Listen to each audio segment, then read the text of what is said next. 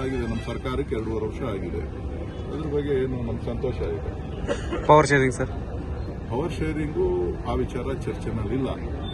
ನಮ್ಮ ಸರ್ಕಾರ ಆಡಳಿತದಲ್ಲಿದೆ. ನಾವು ಜನರಿಗೆ ಕೊಟ್ಟಿರ್ತಕ್ಕಂಥ ಭರವಸೆಗಳ ಬಗ್ಗೆ ನಾವು ಗಮನ ಹರಿಸ್ತಾ ಇದ್ದೇವೆ. ಉತ್ತಮವಾದ ಆಡಳಿತವನ್ನು ಕೊಟ್ಟು ಜನರಿಗೆ ಏನು ಮಾತನ್ನು ಕೊಟ್ಟಿದ್ದೇವೆ ಆ ಮಾತಿನಂತೆ ನಾವು ನಡ್ಕೋಬೇಕು ಅನ್ನೋದು ನಮ್ಮ ಉದ್ದೇಶ.